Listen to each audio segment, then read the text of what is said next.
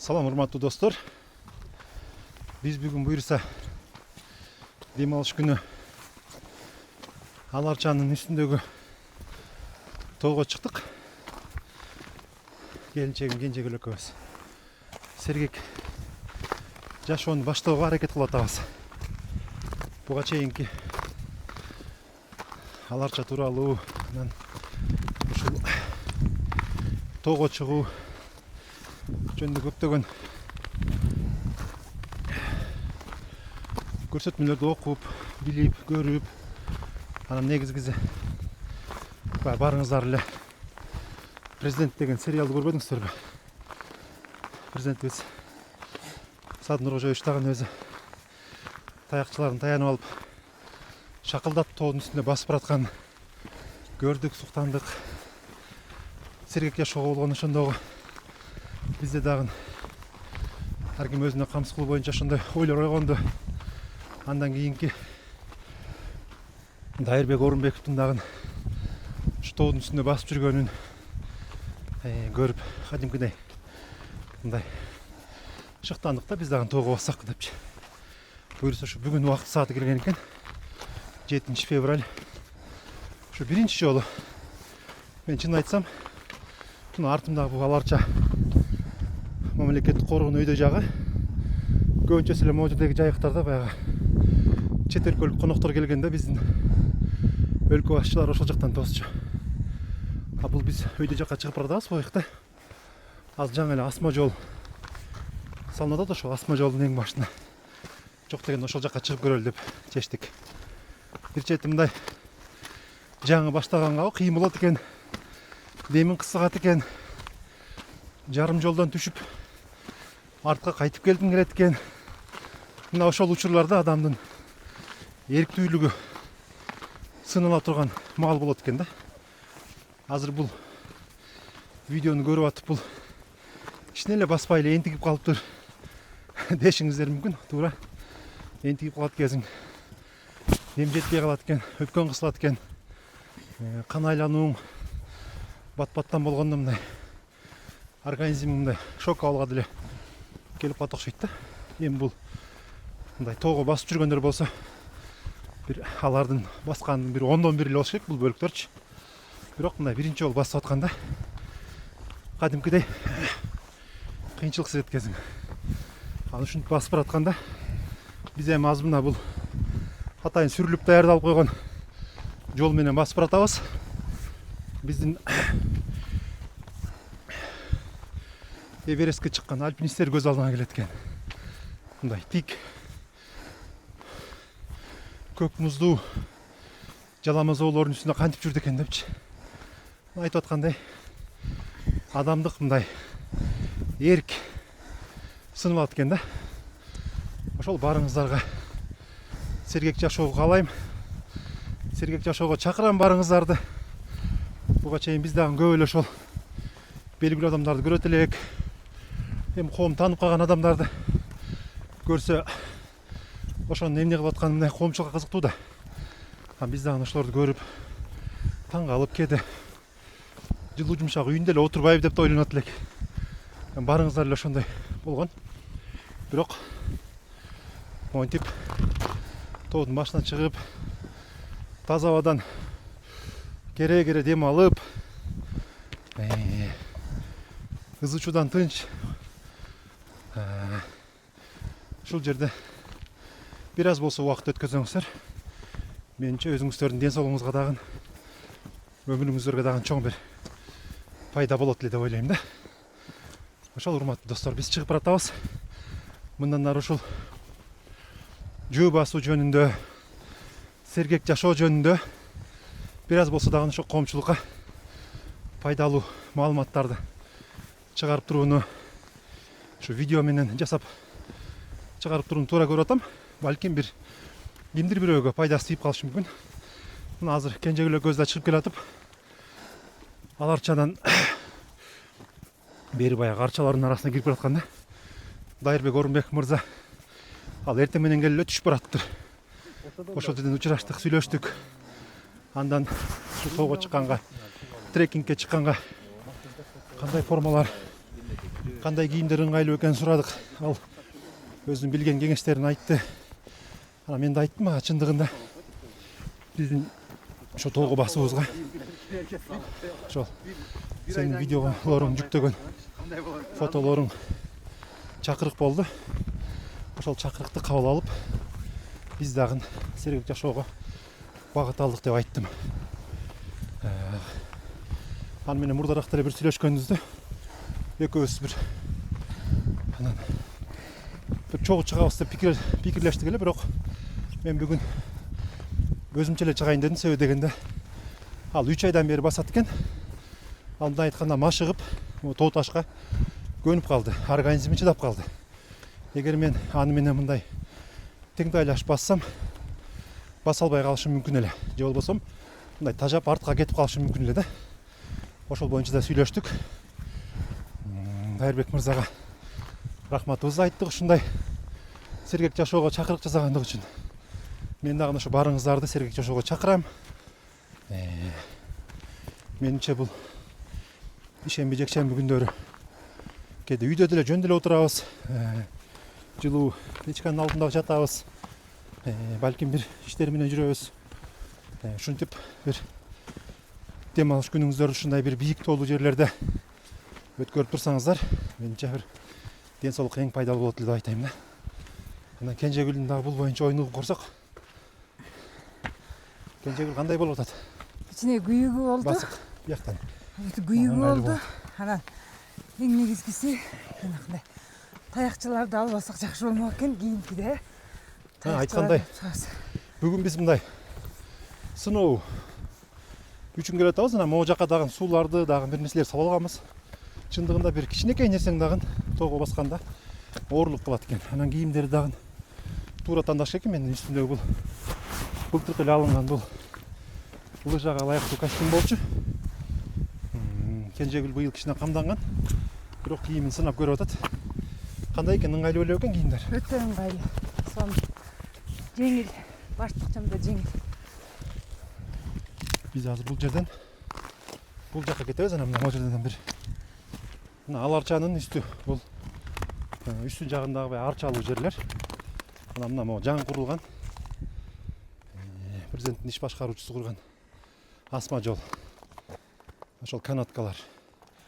Ошонун башын көргөнү баратабыз да. Кенжегүл дагы кандай ойлор бар? Пикирлер бар. Чокусуна чейин чыгабыз деген, артка кайтпайбыз. Ушундай. Дем алыш күндөрү басып турабыз деп сүйлөшүп атабыз. Анан мындан атайын ушундай бир контент жасап, коомчулукка дагы сунуштап, сергек жашоого үндөп турууну чечтик. Андан сырткары биз ошол эле ушул тоого келиш үчүн дагы бир 10 күндөй атайын шаарда басып, көчөлөрдө жөө басып камдандык.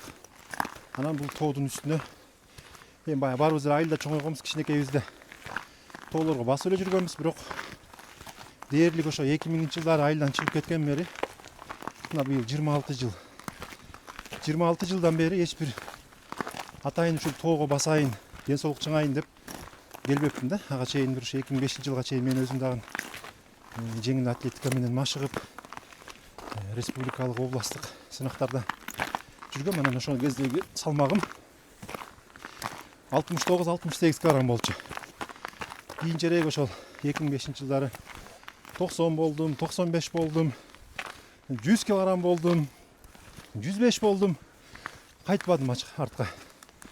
Азыркы күнү 112-113, ушу күнү бир 110-111 салмак менен мына басып, энтиги басып баратам. Анан былтыр дагы ошол умура сапарына барганыбызда дагы аябай мындай аякта көп басыш керек экен. Мындай зыярат учурундачы, Кабага зыярат кылып атканда күнүнө 19-20 чакырымдан басып атып, бир 4-5 килограмм салмакты таштадык эле. Андан кийин дагы көтөрүлүп, мына азыр быйыл дагы мына алдыда орозо келип атат. Орозодо дагы бир кичине табитти тыйып, тамак ашты мүнөздөп бир жакшы ыңгайлуу учур болот. Анан негизгиси бул тамактан деле эмес, организмди ушу басуу, кыймыл аракет менен калыбына келтириш керек экен да. Ошон үчүн япон дарыгерлер, япон окумуштуулар дагы адамды үч эле нерсе аяктырат дейт. Сергек жашоо, туура тамактануу, кыймыл аракет, анан жакшы уйку. Жакшы мындай нормалдуу уйку. Ошол мындан ары ушул сергек жашоо жөнүндө чагылдырып берип турабыз. Анан азыр мына үстүнө дагы келип калдык. Бул Афрейм үйлөр курулган жерлер. Ошол жакты көрсөтөбүз. Мына достор, биз Аларчанын бир мындай тегиздигине чыгып алдык. Аларчанын үстүндөгү асма жол салынгандын ошонун башына, могу жагында мына мондай Афреймдер бар экен, коттедждер салыныптыр. Буюрса ушул февралдын жакынкы күндөрү бул асма жолдун расмий ачылышы болот деп атат. Ошондо дагы баарыбыз келип ушул жакты көрөбүз. Мына биз азыр бир дээрлик бир сааттан ашык убакытта басып өтсөк, асма жол салынып калса, могу иштеп калгандан кийин түшүп уруксат бергенден кийин менимче бир 5 мүнөт же 10 мүнөт деле ушул чокуда, ушул дөңсөдө болуп калышыбыз мүмкүн да. Мына жанынан барып дагы бир тартып көрсөтүп берүүгө аракет кылайын мына бул жерде. Мен мындайды ушу Кытайга барганда баягы Кытай дубалына чыгып аткан ушуну асма жол менен чыктык эле, ошондо көргөм да биринчи жолу. Анан Кыргызстаныбызда мындай ушундай адамдар үчүн, эс алуучулар, туристтер үчүн бул тарыхта биринчи жолу болуп атат. Мындай канатка деп коебуз, асма жол. Сонун иштеп атат. Азыр мындай тесттик режимде иштеп атыптыр бул. Мына сонун иштеп атат. Иштеп атат мынакей. Менчи ичине 1 2 3 4 5 бир чыкканда бир 10 кишиден чыгат окшойт да. Азыр мына атайын тесттик режимде кылып, ичине мындай чыкпай эле койбойсуң ал жака. Тесттик режимде атайын мындай грузтарды салып көрүп текшерип аткан окшойт. Атайын мондай кумдарды салып келип текшерип көрүп атты да. Менимче бул Кыргызстандагы эң жакшы бир ушундай асма жол болуп калат деп ойлойм. Миңдеген, балки миллиондогон туристтерди өзүнө чакырган асма жолдун болуп атканы бул баарыбызга мындай сүйүнүч, кубаныч алып келет. Мынакей бул жерде бул ушул асма жолду карагандар окшойт. Бул жакта тесттик режимде иштешип аткандар, кызматкерлер азыр мындай көрүп атыптыр да. Жана айтып 1 2 3 4 5 10 кишиге ылайыктуу экен да бир кабинада. Мына бул жерде акырын келип токтойт экен. Ушулардан өткүчөктү түшүп кеткенге мындай жетишерлүү эле убакыт болот экен да. Мына урматтуу достор, могу асма жолдун эң башына дагы келип жеттик. Мен мындай асма жолго жана айтып өткөндөй бул Кытайдагы иш сапар учурунда түшкөн болчумун. Кытай дубалына чыкканда. Ал жакта дагы миңдеген, жылына бир миллиондогон туристтер барып турат. Мен ойлойм ушул Аларча мамлекеттик коргуна салынган, жаратылыш паркына салынган биздин ушул асма жол менен дагы Кыргызстандын кооз табияты көптөгөн чет өлкөлүктөргө миңдеген, жүз миңдеген, балки миллиондогон туристтерди өзүнө тартат дейм. Мына могунусун көрүп атабыз. Булар болсо өзүңүздөр көргөндөй бул VIP экен. VIP кардарлар үчүн экен. Мына 4 орундуу VIP дейт. Мындай айнектер күмүрттөлгөн, ушундайлар да бар экен арасында. Анан мына бул азыр тесттик режимде иштеп атат. Булар болсо мындай санаганда 5 киши бери жагына, 5 киши ар жагына, 10 киши отуруп ушул тоого чыгат экен да. Мындай каптар салып алып туруп сынап иштетип көрүп атыптыр да.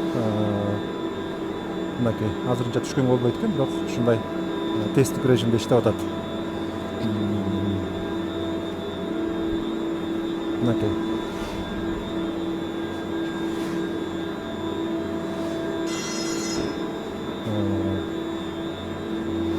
Сонун Кыргызстаныбызда ушундай өнүгүп өсүүлөр боло берсин. Эң сонун мүмкүнчүлүктөр жарыла берсин. Андан ары биз дагы мындан ары ошол Афрейм Кенжегүл кандай ой болду? Бул Сонун. асма жолду көрүп, канатканы көрүп.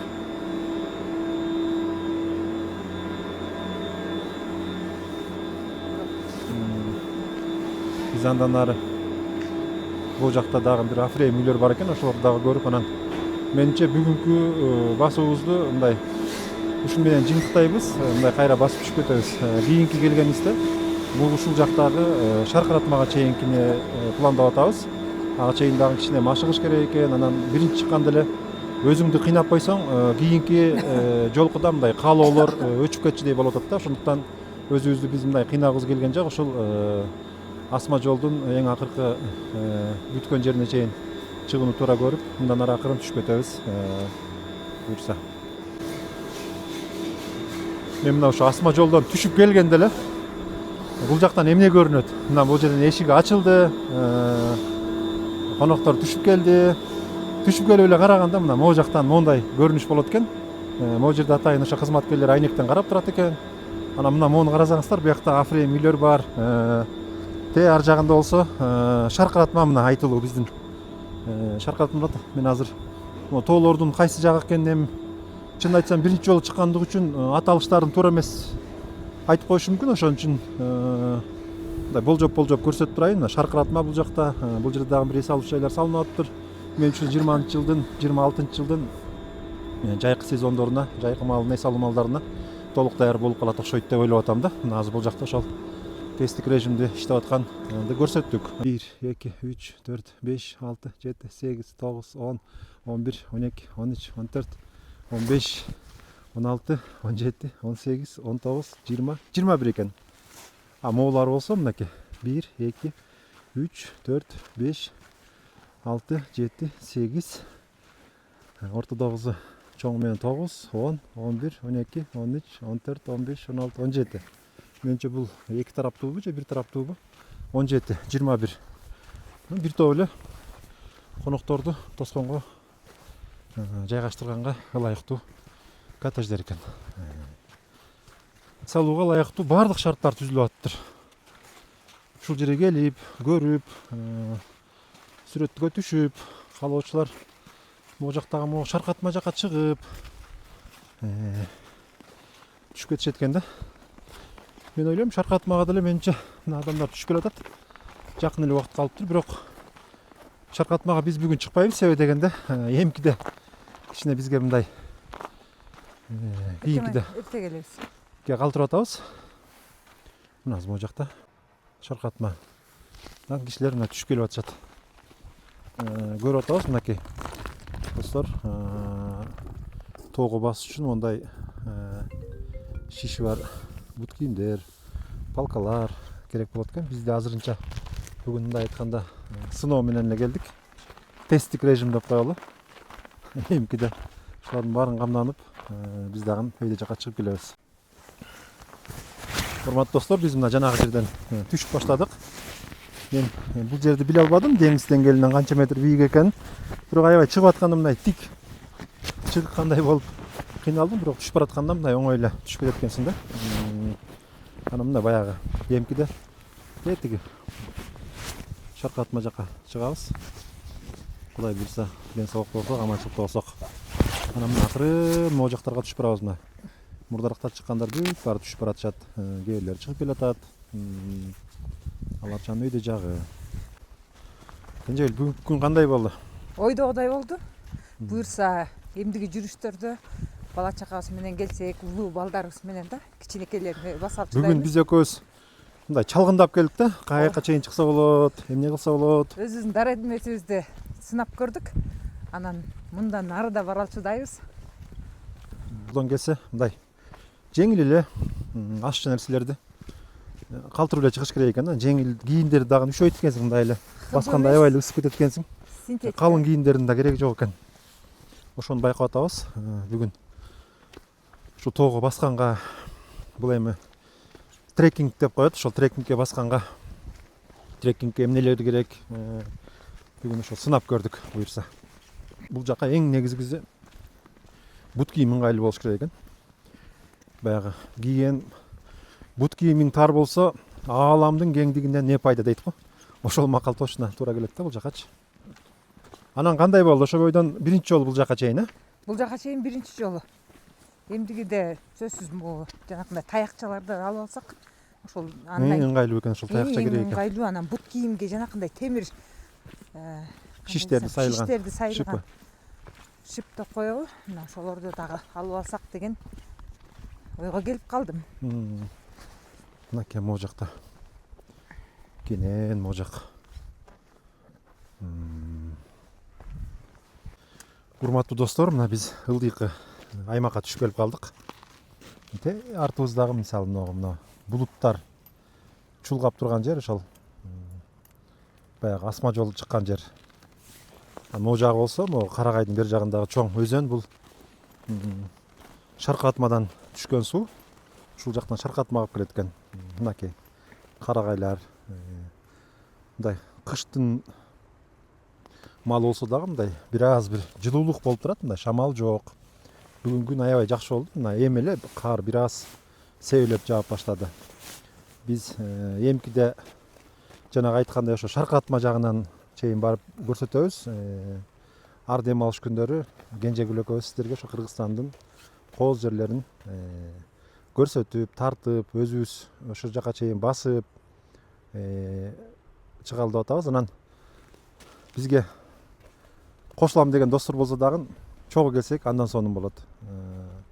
Келип, сүйлөшүп, тоого чыгып, таза абадан терең дем алып, Кыргызстаныбыздын кооздугуна суктанып кетип калсак эң сонун. Тоо, мына бул жакта эс алуучулар түшүп келип атышат. Жана ошол жактан түшүп келаткан. Булар башкалар экен, башкалар окшойт. Болгондо ошол түшүп келатканда бир аз бутуңа ыңгайлуу бут кийим болуш керек, мындай тайбай турган. Анан болсо баягындай бир чынжырчаларды байлап алыш керек экен да. Урматтуу достор, биз мына жанатан бери сиздер жөнүндө сиздерге айтып келатканбыз. Бул жактан өйдө жактан түшүп келаткан биздин ушул бир сергек жашоого активдүү Байкени көрүп калдык. Байке, кайдан келип атасыз сиз өзүңүздү тааныштырып, бир аз айтып берсеңиз. Рахмат. Менин атым Айбек. Мен ички иштер органында иштеп, азыр пенсиядамын. Жашым 51-де. Тоого чыккан жакшы көрөм, тоодо жүрөм. Бул Аларчанын төрүнө барган бир нече жолу. Ар дем алыш күн чыгасыз го, Комсомол пикке чыгам. Ар дем алыш күнү шарт келбей калат, туура келбей калат. Эми Кыргызда бар эмеспи? Чакырык болуп калат. Тияка барыш керек, бияка барыш керек. Үй турмуш, тиричилик дегендей. Анан ошончо дагы атап бир күндү белгилеп чыкканга аракет кылам. Достор менен чыгам, тең туштар менен чыгам, кесиптештер менен чыгам. Анан кээде жалгыз эле чыгып кетем. Эми тоого ушундай айтсаңыз, эмне үчүн чыгасыз тоого? Жөн эле шаарда баса берсеңиз болобойбу? Жок, эми аны көп эле сурай берет эми. Башында акча төлөп деле турлар менен чыгып жүрдүм. Ошондо деле сурашчу. Акча төлөйсүң, эмне азап ошол жака кыйналып, чарчап, бутуң кээде көгөрүп келет. Анан эсиң ооп келет. Жок. Эми аны чыгып жүргөн киши түшүнбөсө, бир чокуну белгилейбиз. Балким ол Комсомол чокусу, же Адыгене чокусу, же Аларчанын төрүндө чоң мустөр бар да. Ошол жака барабыз деп өзүбүз максат коюп алып, эртең менен караңгы түндө чыгып кетесиң. Жеткендеги сезим башка да. Ошондогу рахат, баягы максатыңызга жеткендеги башкача. Бул дагы эрктүүлүк керек. Баратканда орто жолдо ошондой бир болду, токтот, үйгө кет. Анан жылуу төшөк, жаздык, ошонун баары оюңа келет. Эмне кереги бар эле депчи. Азыр кетсем 1 сааттан кийин үйдө болуп калам деп алда койдо болот. Бирок ошону жеңе билиш керек да. Бул эми мүнөздүн калыптанышынан келет экен.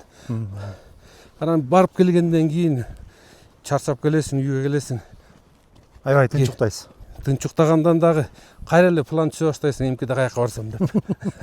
Бүгүн эртең менен саат канчада чыгып келдиңиз эле? Жок, биз 8-те келгенбиз бул жака. Рацека баралы деп. Анан Рацека чыгып түштүңүздөрбү азыр? Рацека барып жүргөм 5-6 жолу. Менен жолдо баратып, токтоп эс алып, сүйлөшүп, мындай. Биздин максат ошол болчу да, жөн эле эс алып. Анан жаңы ушул тоого басам дегендерге, трекингке кызыккандарга эмне сунуш айтасыз? Так, сунуш эң каалоо керек. Эң эле биринчи каалоо керек. Максат. Каалоо болбосо башкасын уюштура албайт киши. Мисалы үчүн каалоо болдубу? Жаман ботинкең менен эле чыга берет. Андайын ийим ушундай ботинке керек турбайбы деп бир чыгып келгенден кийин киши такшалып калат, тажрыйба болуп калат да. Меники мындай болгондо мен ыңгайлуу оңой чыкмак экенмин деп. Кийимим ушундай болуш керек турбайбы? Тигилде мындай болуш керек турбайбы деп акырындык менен топтой баштайт депчи. Өзүнө ыңгайлуу. Ар ким өзүнө ыңгайлуу кийимди тандап алат. Кийим эң негизгиси бутуна ыңгайлуу бут кийим. Мындай бышыгыраак. Ыңгайлуу бут кийим болду. Анан мен бүгүн байкап атам, мындай ашыкча нерсенин кереги жок экен, 1 литр суу болсо дагынчы. Ашыкча башында кызыктары көп болгон, башында чогулуп чыкканда тоого барабыз дегенде картошка кууруп, эт кууруп, дагы бирдемелерди салып алган учурлар болгон. Алар желбейт да. Кетип баратканда чарчайсың, сүйлөгөң да келбейт, сагыз чайнагың да келбейт. Кичине суу ичип, шоколад жеп коелу кете бересиң. А бирок жеткенде ошо жака мындай дасторкон жайып алып жейин дейсиң, бирок анын баары жей албайсың. Жолдо басканда кыйналат киши. Кээде досторуңуз менен ушул тоого чыгып түнөп, мындай түнү менен да калып калган учурлар болдубу? Түнү менен мен жеке өзүмдүн тажрыйбамда түнө элекмин. Түнү менен кетип, кайра түнү менен келген эле учур барып эле келип атабыз да. Чатыр тигип алып жатышат го кээ бирлерчи. Машина чыгып, аны таңды тоодон тосуп жайында жайкысын дейт. жайкысын. Кышкысын андай шартым жок меники азыр. Жаңып, жакшы палатка керек. Аны көтөрүп алып барышың керек. Анан Ассаламу алейкум байка. Бул да менин досум Бакыт. Бул да чоң спортсмен. Чоо басып келаткан турбайсыздар бүгүн, Бутун кичине кокустатып алып азыр. Акырын басып келаткан дагы. Бул мен ойлоп атам, биз да келинчегим экөөбүз баштап аттык да бүгүнчү. Таякчылар деле керек экен да могу. Скандинавский таякчы деп коебу ошондой. Таякчы керек. Бул сөз керек экен да, ылдый түшүп келатканда. Ылдый түшүп келатканда 3-чү, 4-чү бут катары мынтип такан чыгып берет да. Тайгаланып мынтип баратканда жардам берет. Чыгып баратканда деле жарым күчтө ошого салат келсиң. Кичине мондай суудан өтүп баратканда же таш баштан аттаганында мындай тең салмактуулукту сакташ үчүн жакшы жардам берет. Жардам бербейт деп айтпайм, аябай физикалык жактан даярдыгы бар балдар эле таягы жок эле чыгып кетишет аларчы. Өзүнүн күчүнө таянып. Биз азыр биздин жашыбызга бир негизи мисалы керек да. Негизи жардам берет. 40тан кийин керек болуп калат окшойт деп калдым. Керек. Таякчылар. Скандинавский ходьба деп коет эмеспи? Жөн эле баратканда биз колду таштап коебуз мынтипчи. Ана бутубуз менен шилтеп кете бересиң. Колуңа таякты кармаганда колду да иштеткенге аргас болот экен киши. Анан денең чогуу иштей баштайт да. Ошо менен бирдей калып да кетет. Анан бул эми сергек жашоо ашыкча салмактан арылууга дагы жакшы уктоого жардам берет болуш керек, мындай. Жардам берет. Эми ашыкча салмакка, эми өзүң контролдо болсоң, тоого чыгып келип 3-4 килограммга чейин түшүргөн учур болгон. 2 күндө кайра калыбына келтирип аласың да. Бир чыгып түшкөндө 3-4 килограмм кетип калат салмак. Кетип калат кээде ошондочу. Биздики бүгүн кетип калышы мүмкүн экен анда. Жок, андай кетпей, силердики кеткен жок да, кыйналган жоксуңар. Түнкү таң атпай 3-4тө чыгып, анан кайра 9-10 менен түшсө, мына ошондо. Тынбай басыпчы. Бүгүн болжолдо канча чакырым бастыңыз? Автобустан бери. Аз эле эми, мана 15-20 болду. 15-20 жетпейт го, бир 10го балким. Көп деле баскан жок, токтоо эс алып эле бүгүн ошондой максат койгонбуз да. Биз бүгүн бир токтолбой могу канатканын башына могу коттедждерге чейин чыгып түштүк. Бул эми мындай кийинки жумага шаркыратманы пландадык. Андан ары ошо Рацекке кийинки жумабыздачы. Эми жаңы баштап атабыз да. Анан бир күн эле чыгып барып күчкө салып анан кайра мындай көңүлүбүз калып калбасын деп эдик да.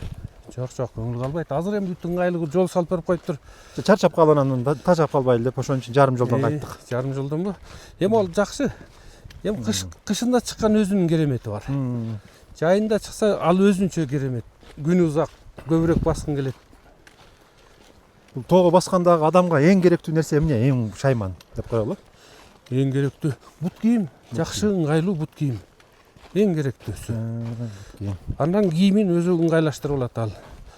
Калгандары кете берет башташы. Жакшы анда.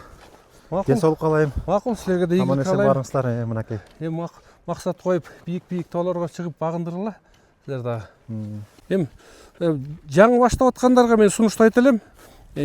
Ондай бекиткич менен буларды узартып, өзүнүн боюна жараша турганда чыканагынын узундугу ошондой болуш керек да, көтөрүп жүргөнгө ыңгайлуу болот. А мындай тоого баратканда кичине кыскартып алат. Түшүп келатканда кайра узартып алат. Өзүнүн боюна ылайыктап, Анткени түшүп келатканда ылдый жактан мынтип таканчык бериш керек да. Тоодон анан бул жагында немеси болот. Мындай айтканда резина ботинкеси бар да, мунуку дагычы. Мында тоголок. Аны шаар ичинде асфальтта үн чыгарбай скандинавиялык мындай басыш менен болгондо үн чыгарбай өзүнүн ыңгайлуу да, тырсылдатып элдин көңүлүн бурбайт. Көтөрүп жүргөндө кол чарчаса, жыйнап туруп көтөрүп жүргөн куржуна салып алат. Мына меникинде кылыпчы. Көп деле ордуктулбайт булар. Жеңил. Бул эми силер атайын мындай камданган турбайсыздарбы ошол, тоого трекингке чыккан формалар мененчи? Акыркы биз туулган күн болгондо же бир шарт болгондо ышылтып алып бири-бирибизге белекке берип, анан ушинтип бири-бирибизди камдап коебуз да. Сонун нерсе экен, сонун идея айттыңыз. Урматтуу достор, уктуңуздар. Кимдир бир жакын адамдарыңыздарга ушундай белек берип, сергек жашоого керектүү шаймандарды, жабдыктарды бериңиздер, анан тоого басыңыздар. Мындай белек бергенде муну мындай бердиң эле тоого чыгып келбейлиби деген үндөр чыга баштайт да. Күнүмдүк мындай эле шартта жөнөкөй белек берип койсо ал үйдө тура берет. Буларды мынтип сонун болгон. Кыймылдатат, тоого чыгалы, кийели, колдоноюн гана депчи, жүргүлө деп чакырганга мындай түрткү берет экен булар, мындай кийимдер. Демек жолдошум экөөбүз да бири-бирибизге белек берип. Ошентсе ушундай таякчы кылыш керек экен. Жакшы. Жакшы анда, денсаулык силерге. Рахмат.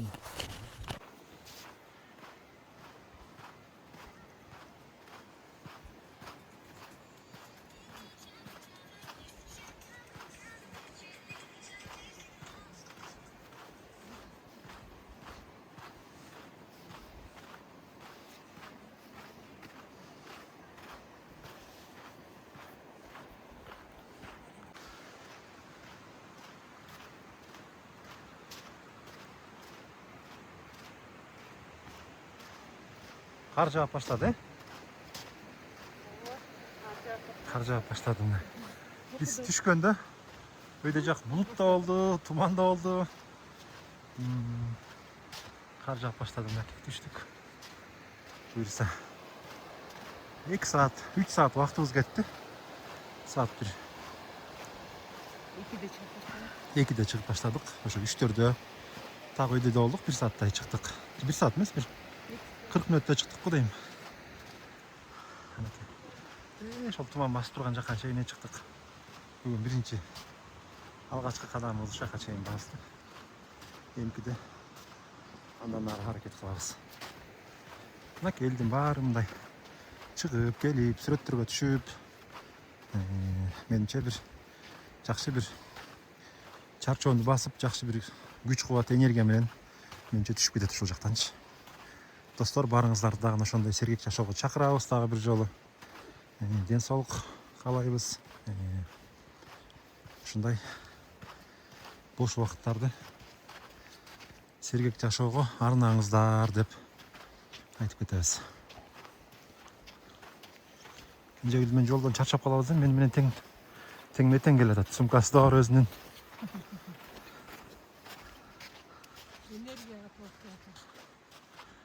Ошол туман басып турган жерден түшүп келатабыз. Ошондо кетип серпилтиндер Биз ошо менен чыкпадыкпы? Аябай тик бекен? Ошондон чыкпадык биз. Максатыбызга жетпейт. Бүгүнкү. Да? Эмкиде тияк ары жагына чыгабыз, андан ары Комсомолго өтөбүз.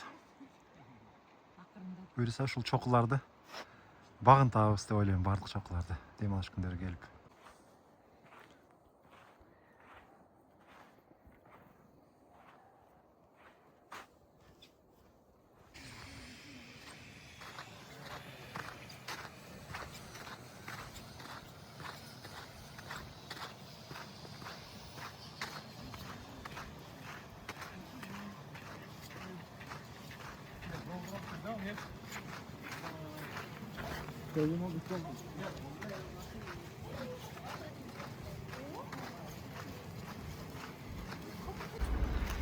Ал арчадан тоодон түшүп келгенде могу жакта атайын автобустар уюштурулган. Акырын автобуска келип отурабыз дагы. Аркы жакка чейин барып, андан ары өзүбүздүн машина менен кетип калабыз дальше.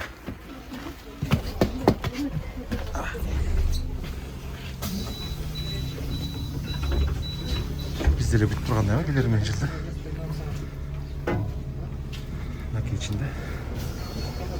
Тоодон келгендер, тоодон үйдө жакан түшкөндөр.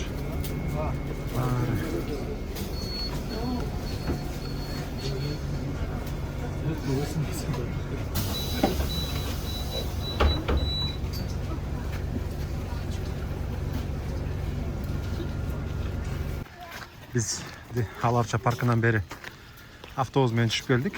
Негизинен бул жака кирип атканда жактан киши башына 200 сомдон төлөп киресиң. Аны электрондук түрдө төлөйсүң. Төлөгөндөн кийин QR код берет. QR код менен турникетке барып коюп өтөсүң дагы, андан ары автобустар турат.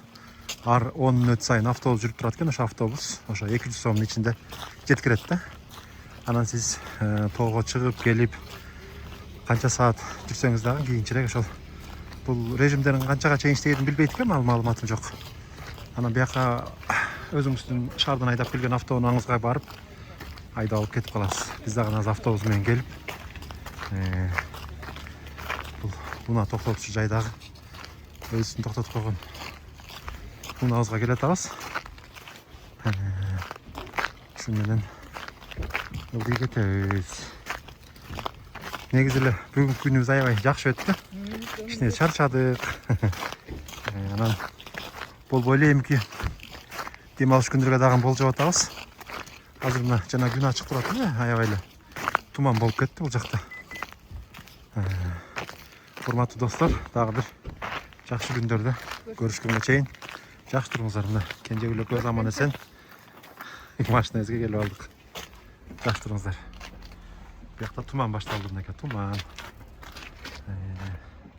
Menimçe mınday öz malında toğdan düşüp kettik de bizce.